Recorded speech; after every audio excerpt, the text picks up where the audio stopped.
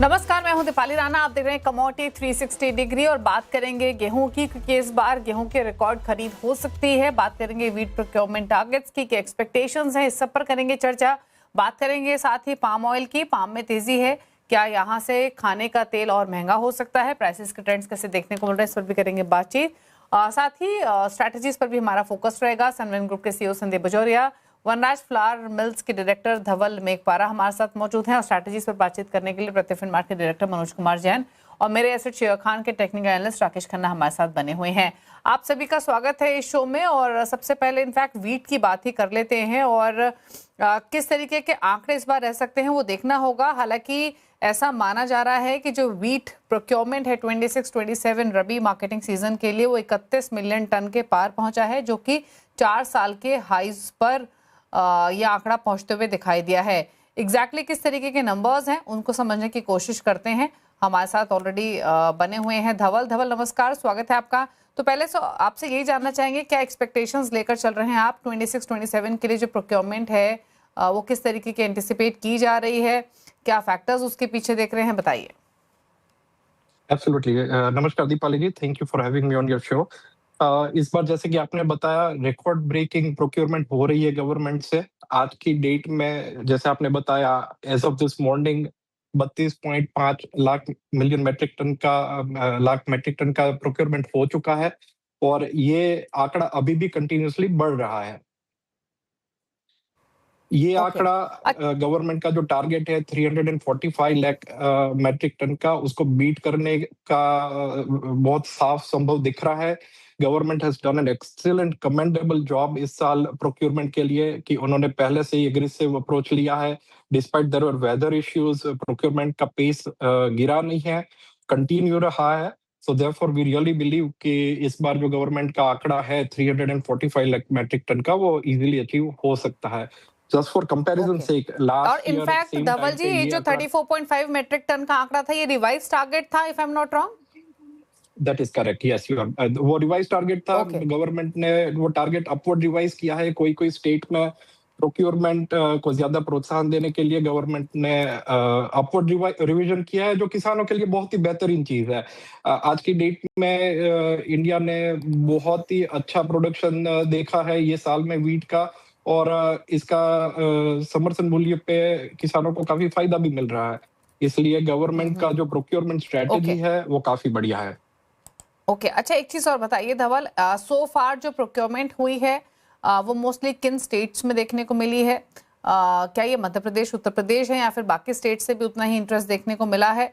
और जो overall purchase हो रही है वो एमएसपी के अंडर हुई है, एमएसपी पर हुई है, एग्जैक्टली किस तरीके के ट्रेंड्स हैं? श्योर, जनरली परचेज दीपाली जी एमएसपी पे हुई है, और काफी लीडिंग स्टेट जो अपने इंडिया में काफी वीट प्रोड्यूसिंग स्टेट है, पंजाब, हरियाणा, उत्तर प्रदेश, मध्य प्रदेश, ये 4 स्टेट में काफी हैवी प्रोक्योरमेंट हुई है। If I can tell you, share with you the numbers, Punjab में 122 लाख मैट्रिक टन का हुआ है, हरियाणा में 72 का, उत्तर प्रदेश में 25 का और मध्य प्रदेश में 100 का। ये सभी आंकड़े लास्ट ईयर को बीट कर रहे हैं और जो टारगेट्स है उसके काफी नजदीक है। ये जो मैंने आपको एस्टिमेट्स बताए, उसके सामने पंजाब का एस्टिमेट अचीव हो चुका है, हरियाणा का एस्टिमेट बीट हो चुका है by 81 lakh metric ton as of today. Uttar Pradesh का थोड़ा पीछे चल रहा है, but again that was due to unseasonal rains, but we are sure that government will be able to achieve that number. और मध्य प्रदेश का अभी अराउंड 15 लाख टन से पीछे चल रहा है, but that also should be achievable. अच्छा धवल, आपके हिसाब से जो ये प्रोक्योरमेंट में हमने जंप देखा है, उसके पीछे क्या क्या फैक्टर्स रहे जिसने सपोर्ट किया है? क्या जो क्वालिटी नॉर्म सरकार ने रिलैक्स किए उसकी वजह से ये बूस्ट आते हुए दिखाई दिया है, और भी फैक्टर्स रहे हैं? करेक्ट। क्वालिटी नॉर्म्स जो गवर्नमेंट ने, सरकार ने एफसीआई में रिलैक्सेशन जो दिया है, उसका डेफिनेट एडवांटेज है। आज की डेट में अगर बाइफर्केशन करें तो जो फेयर एवरेज क्वालिटी एफएक्यू बोलते हैं, उसका 93 लाख मैट्रिक टन का प्रोक्योरमेंट है और यूआरएस का अराउंड 228 का है। तो क्वालिटी नॉर्म्स थोड़ा रिलैक्सेशन करने का डेफिनेटली किसानों को भी फायदा मिला है, गवर्नमेंट को प्रोक्योरमेंट करने में भी काफी आसानी रही है। दूसरा दीपाली जी, मेरे हिसाब से एक सेंटीमेंट काफी, जब सीजन चालू हुआ तो सेंटीमेंट काफी वीट के लिए वीक था। फ्रॉम स्टॉकिस्ट ट्रेडर्स, क्योंकि पिछले साल का कैरी ओवर भी काफी था और कहीं ना कहीं ट्रेडर्स स्टॉकिस्ट को ऐसा लग रहा था कि because of abundance of crop इस साल इतना ज्यादा तेजी देखने को नहीं मिलेगा. So because of lack of buying from private community, whether it be traders, stockist और even millers for their own procurement and processing stock, जो कम रहा है उसका भी कहीं ना कहीं गवर्नमेंट को थोड़ा एडवांटेज मिला है और प्रोक्योरमेंट का पेस बना रहा है और क्वांटम भी गवर्नमेंट को काफी मिला है. अच्छा, एक फाइनल सवाल और धवल आपसे. एक तो जो आउटपुट प्रोजेक्शंस हैं उसमें कुछ डाइवर्जेंस आप देख रहे हैं क्या, जो एग्रीकल्चर मिनिस्ट्री की तरफ से आंकड़े आते हुए दिखाई दिए हैं 25-26 क्रॉप ईयर के लिए, या फिर क्या एस्टिमेट्स आपके हैं ओवरऑल? एब्सोल्युटली. जो गवर्नमेंट ने प्रोजेक्शन किया है प्रोडक्शन का वो अराउंड 120 मिलियन टन का है और प्राइवेट एजेंसियां जो इंडियन डॉलर फेडरेशन भी करती है, प्राइवेट एजेंसी थ्रू जिसका मेंबर है, उनका आंकड़ा थोड़ा कम आ रहा है कि somewhat in line with last year 110 million metric ton का. There was a second revision as of this morning. We have received that, and obviously teams are still analyzing that data. I'm sure industry will get to know more about that soon. पर उसमें एक थोड़ा सा minor around 1 million metric ton का थोड़ा downward revision हुआ है, not as substantial, and again that was attributed towards the unseasonal rains जो काफी सारे northern belt regions में हुए, उसकी वजह से थोड़ा डाउनवर्ड रिविजन हुआ है. So there is a difference, or I think this is a consistent approach. Last year भी private agencies versus government थोड़ा बहुत तो difference रहा था. So again we are seeing that difference this year as well. Okay, चलिए, शुक्रिया धवल आपका आने के लिए और हर पर्सपेक्टिव से आपने अपनी राय दी, उस पर अपने कमेंट्स शेयर करने के लिए थैंक यू सो मच आने के लिए शो में. और अब बात करते हैं पाम ऑयल की, क्योंकि पाम ऑयल के प्राइसेस में हमने कंसिस्टेंटली इंटरनेशनल मार्केट्स में स्ट्रेंथ देखी है. ऑल्दो जो डिमांड सिनेरियो है ग्लोबल पर्सपेक्टिव से वो उतना एक्साइटिंग नहीं है, लेकिन मलेशियन ऑयल फ्यूचर्स अगर आप देखें तो वहाँ पर स्ट्रेंथ देखने को मिली है. कंसीडरिंग ग्लोबल डिमांड वीक है, क्रूड प्राइसेस लोअर साइड पर है और स्ट्रॉन्गर रिंगिट भी है जिसने ओवरऑल मार्केट्स को प्रेशर किया है. बट कैसे देखते हैं प्राइसेस को, डिमांड को, घरेलू बाजार में किस तरीके की स्थिति है, हर पर्सपेक्टिव से बातचीत करते हैं. मिस्टर संदीप बजोरिया हमारे साथ बने हुए हैं जो कि सीईओ हैं सनविन ग्रुप से. संदीप जी नमस्कार, स्वागत है आपका. तो पहले तो ये प्राइसेस में जो एक्शन रहा है इंटरनेशनल मार्केट्स में, मलेशियन मार्केट्स में, इसके पीछे के फैक्टर्स आप क्या देखते हैं, क्या व्यू है यहाँ से फर्दर प्राइसेस को लेकर? दीपाली जी, जो कीमतें हमने देखी है पाम की, अभी 200 रिंगिट की तेजी आई है पिछले 2-3 सेशन में. इसमें 2-3 मेन कारण है. एक तो कारण ये है कि थोड़ा सीबोर्ड पे सोयाबीन ऑयल बढ़ा है. दूसरा, क्रूड ऑयल हमने देखा कि वो वापस 102-103 के लेवल पे आ गया है. और तीसरा बात, आज इंडोनेशिया से खबर आई थी कि इंडोनेशियन गवर्नमेंट कोई ऐसी एक एजेंसी बनाना चाहती है कि पूरा देश का जो पाम ऑयल है, कोल है, ये सब चीज के जो एक्सपोर्ट है वो गवर्नमेंट बॉडी के थ्रू होए. मतलब लोकल जो भी सप्लायर्स है उनको इस बॉडी को बेचना पड़ेगा, इस कंपनी को बेचना पड़ेगा और ये कंपनी फिर ग्लोबल मार्केट में ट्रेडर्स को और बायर्स को बेचेगी. तो उस कारण से वो गवर्नमेंट बीच में आने से वो एक्सपोर्ट ट्रेड में लोगों को थोड़ी अनसर्टेनिटी लग रही है, किस तरह से वो फॉर्मुलेट होगा, कितने एफिशिएंसी से होगा, नहीं होगा. तो उस कारण से भी आज पाम का मार्केट थोड़ा ऊंचा गया है. एंड आई थिंक ये तो देखिए, अभी ऐसा वर्ल्ड में जो सिचुएशन आज बन रही है, बहुत सारे कंट्रीज को बैलेंस ऑफ पेमेंट का इशू हो रहा है, बहुत सारे कंट्रीज को फिजिकल डेफिसिट को मेंटेन करने का इशू हो रहा है. तो इंडोनेशिया में जो इंडिया के हालत है वो इंडोनेशिया के हालत है. तो अभी वो गवर्नमेंट सब नए नए इनोवेटिव या अलग अलग तरह के मेजर्स लगाने को तुली हुई है और वो लोग कोशिश कर रहे हैं. बट उसको लेके इंटरनेशनल ट्रेड में एक तरह का अनसर्टेनिटी और इम्बैलेंस बनता है और उस कारण से मार्केट वो अनसर्टेनिटी और इम्बैलेंस नहीं चाहता है. तो कमोडिटी मार्केट ऊपर जाता है. जब अनसर्टेनिटी और इम्बैलेंस रहता है तो शेयर मार्केट नीचे जाता है. तो वो सिचुएशन हम देख रहे हैं. अभी जो वॉर को लेके सिचुएशन है, क्रूड को ऊंचा लेके सिचुएशन है, तो शेयर मार्केट उस कारण से थोड़ा डिस्टर्ब रहता है. तो ये बातें हैं. लेकिन रुपी डॉलर का डेप्रिसिएशन यहाँ बड़ा कंसर्न हो रहा है, बिकॉज हमारे तो इम्पोर्ट बेस आइटम है. 60% तेल इम्पोर्ट होता है और अभी 96-55 रुपी डॉलर पहुंच चुका है. तो इसलिए इम्पोर्टर्स को बड़ी मार लगती है. देखिए, मतलब जो तेल आप खरीदते हो जिस समय का रुपी डॉलर देख के 90-91 रुपए का, और आते समय वो 96 हो जाए तो आपका मार्जिन तो पूरा साफ हो गया, ऊपर से आपको नुकसान और हो गया. तो ये इम्पोर्ट वालों को रुपी डेप्रिसिएशन होना खतरनाक है और एक्सपोर्ट वालों को ये अच्छी बात है. इस रुपी डेप्रिसिएशन से कितनी कॉस्ट इंपोर्टर्स की अंदाजन बढ़ी होगी परसेंटेज टर्म्स में देखें संदीप जी? या दीपाली जी देखिए, अभी हमने देखा 90 रुपए का 96.55 हो गया, तो ये करीबन आप देखिए 6% डिप्रिसिएशन हो चुका है, मतलब साढ़े छः 6.5 डिप्रिसिएशन हो चुका है। तो उससे तेल की कीमत ऑन एन एवरेज आप समझ के चलिए करीबन 150 रुपया किलो है। तो 150 रुपए किलो में 7%, मतलब आप समझ के चलिए करीबन 11 रुपए किलो जो है वो सिर्फ रुपी डिप्रिसिएशन के कारण कीमत बढ़ गई है वेज ऑयल की।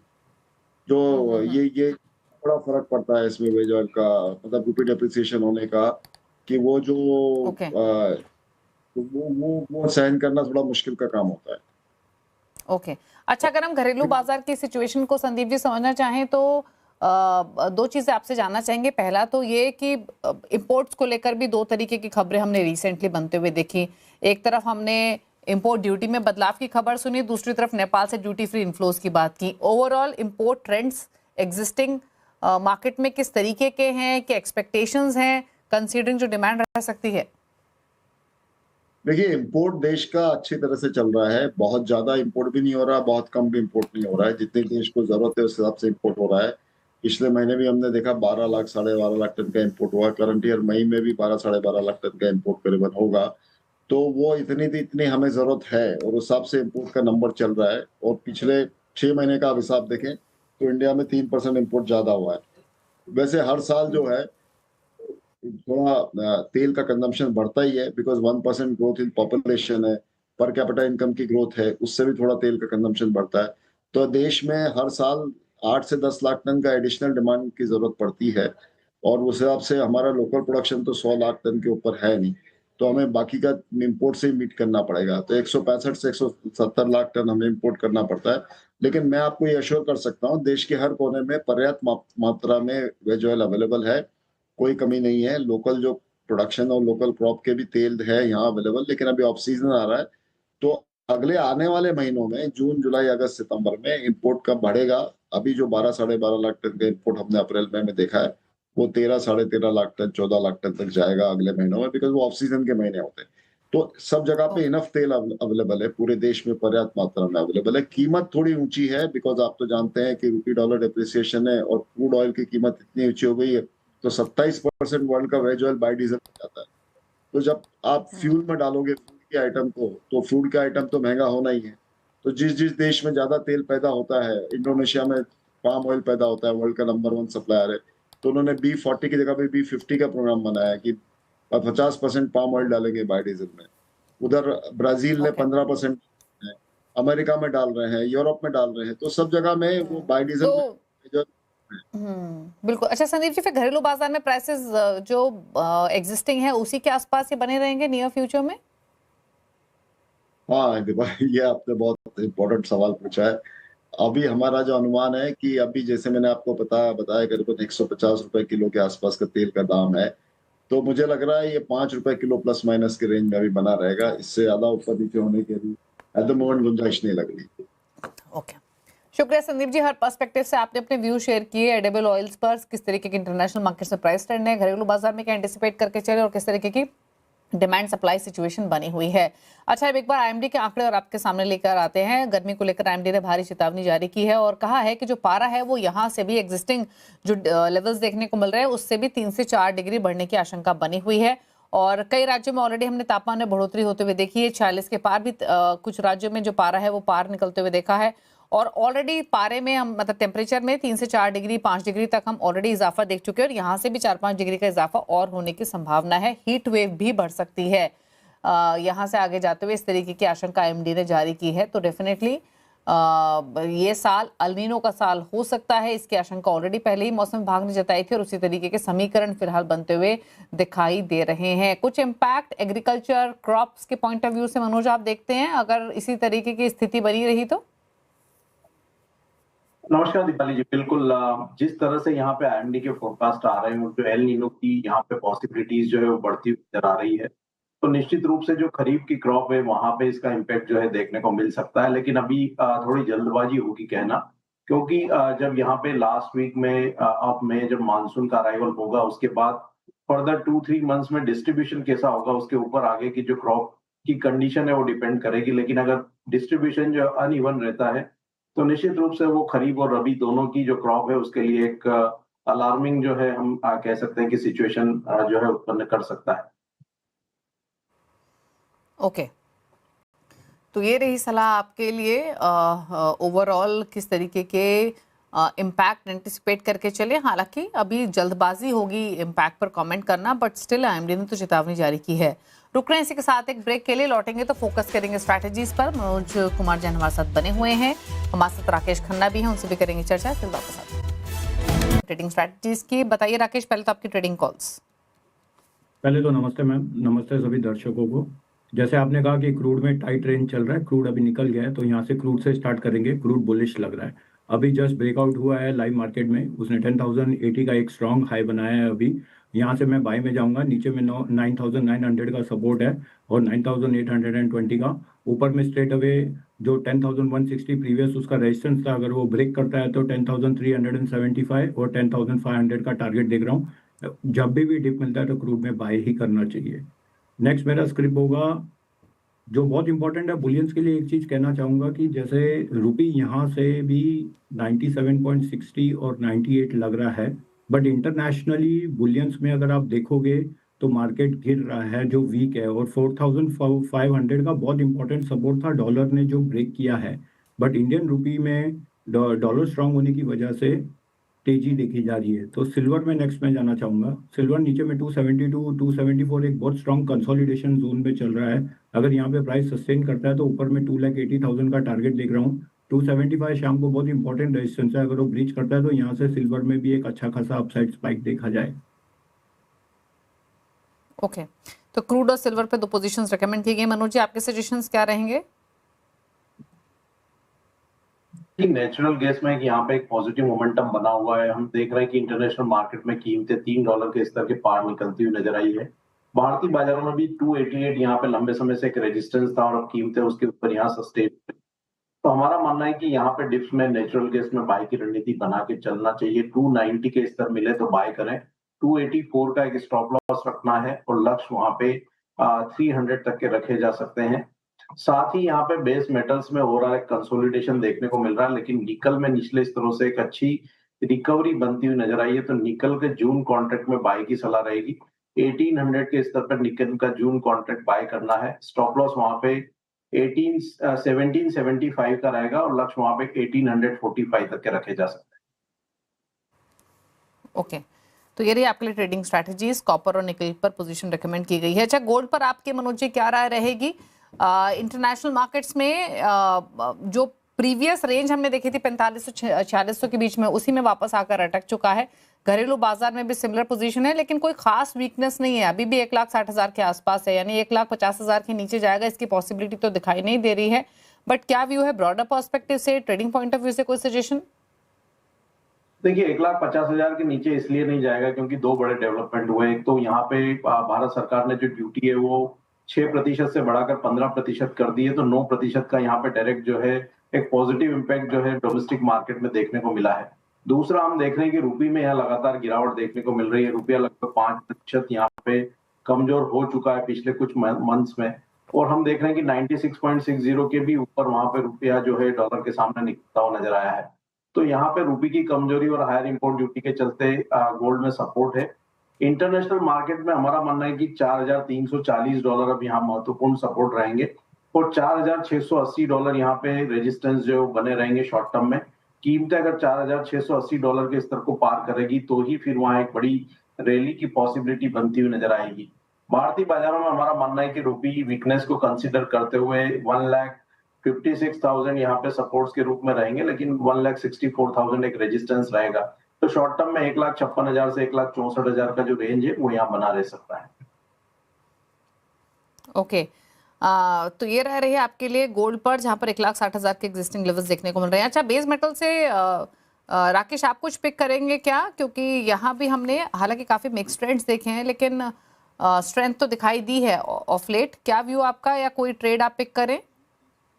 लास्ट टाइम कॉपर में मैंने कहा था जो ऊपर में वो हिट करके आ गया 1400 के ऊपर जाके आया, अभी भी कॉपर में बुलिश है और हमारा व्यू 1500 का टारगेट 1450 और 1500 का इंटैक्ट है। अब नीचे में शाम में ये देखना है कि जो उसने लो मारा था 1425 का, अगर मार्केट इसको होल्ड करता है, नीचे डिप मिलता है तो बाय करना चाहिए 35 तक और फिर इसको होल्ड करना चाहिए। ऊपर में आप जो टारगेट है आपको 1348 एंड 13 अपना 54 तक का शाम को इवनिंग सेशन में ये टारगेट देखने मिल सकता है। तो कॉपर में मैं बाय ऑन डिप्स में जाऊंगा, ओवरऑल ट्रेंड बुलिश लग रहा है। ओके, तो ये रही सलाह आपके लिए कॉपर पर 1344 के एग्जिस्टिंग लेवल्स देखने को मिल रहे हैं। अच्छा, एक राय रुपी पर भी ले लेते हैं। मनोज जी, क्या सजेशन आपका रुपी पर रहेगा या क्या आउटलुक है यहाँ से, क्योंकि कंसिस्टेंटली हमने लोअर लेवल्स रुपए में बनते हुए देखे हैं, रिकॉर्ड निचले स्तरों पर ट्रेड कर रहा है, यानी गिरावट की थमती हुई दिखाई नहीं दे रही। आज का सेशन ही देखे तो 96.55 के लेवल्स हमने बनते हुए देखे। In fact worst performing Asian currency रही है अगर हम वाईटीडी मोमेंटम देखें तो। क्या व्यू है आपका करंट लेवल से, क्या दायरा आप देख रहे हैं, कितनी और वीकनेस आ सकती है? देखिए, यहाँ पे डॉलर इंडेक्स जो है वो 99.40 एक ट्रिगर पॉइंट है। अगर डॉलर इंडेक्स ये लेवल के ऊपर अगर क्लोज होता है तो फिर वहां पे डॉलर इंडेक्स में जो बढ़त है वो एक्सटेंड होते हुए नजर आएगी और वहां 101 तक के स्तर देखने को मिल सकते हैं। तो वो फिर एक बार रुपी में जो कमजोरी है उसको बढ़ा सकता है। हमारा मानना है कि 96.60 एक इमीडिएट यहाँ पे रेजिस्टेंस है डॉलर का रुपी के सामने। अगर ये 96.60 के स्तर को पार करता है तो यहाँ पे 97.40 से 98 तक की पॉसिबिलिटी रहेगी वीकनेस की। तो अभी वीकनेस जो है वो रुपी में बनी रह सकती है, कोई बड़ा ट्रिगर है नहीं जिसके चलते यहाँ पे मजबूती आती हुई नजर आए। अगर यूएस और ईरान के जो कॉन्फ्लिक्ट है वो सेटल होते हैं और कच्चे तेल में नरमी आती है तो ही हम एक रुपी में बढ़त आते हुए देखेंगे, नहीं तो कमजोरी यहाँ पे बनी रह सकती है। ओके, एग्री कमोडिटीज की तरफ कर लेते हैं रुख, और सबसे पहले ग्वार पैक पर राय लेंगे। राकेश, ग्वारगम ग्वार सीड स्ट्रेंथ देखने को मिली है, क्या व्यू है करंट लेवल से? मैडम इस पे बाई है, ये अच्छा कंसोलिडेशन एक बना रहा है। ऊपर में ये 5885 निकलेगा तो we can expect the target की जो इसका प्रीवियस रेजिस्टेंस था 5986, और वो भी अगर ब्रेक करेगा तो 6159 का टारगेट दिख रहा है ग्वार सेट में। और ग्वारगम में आप जो बोल रहे हो थोड़ा कंसोलिडेशन है, अभी रुकना चाहिए। ऊपर का जो रेजिस्टेंस है 11,660 का वो ब्रीच करने देना चाहिए, नहीं तो नीचे आता है तो इसका अच्छा सपोर्ट है 10,900 लेवल तक या 11,000, तो वहां पे बाय के लिए जाना चाहिए। ग्वार सीड अच्छा लग रहा है ग्वारगम के सामने। Manoj ji, cotton seed oil के पर क्या राय है? पॉजिटिव ट्रेंड है, हम देख रहे हैं कि यहाँ पे 3,555 के जो एक रेजिस्टेंस लेवल थे वो कॉटन सीड ऑयल के ने ब्रीच किए हैं और जून कॉन्ट्रैक्ट अब यहाँ पे 3,600 के काफी करीब है। तो यहाँ डिप्स में बाय करने की सलाह रहेगी। जून कॉन्ट्रैक्ट 3,555 के स्तर पर मिले तो बाय करना चाहिए। 3,515 का स्टॉप लॉस रहेगा, लक्ष्य 3,640 के रहेंगे। ओके, तो 3521 पर ट्रेड करते हुआ स्ट्रेंथ यहाँ से एक्सटेंड हो सकती है। 2% की गेंस के साथ फिलहाल कॉटन सीड ऑयल के एनसीडीएक्स पर ट्रेड हो रहा है। 3521 के एग्जिस्टिंग लेवल्स हैं। चलिए, शुक्रिया आपका मनोज जी और राकेश दोनों का आने के लिए शो में और सभी कमोडिटीज पर अपनी राय देने के लिए, ट्रेडिंग स्ट्रैटेजीज भी शेयर करने के लिए थैंक यू सो मच। इसी के साथ कमोडिटी 360 डिग्री में तो इतना ही। ब्रेक के उस पार भी खबरें जारी है CNBC आवाज पर। नमस्कार।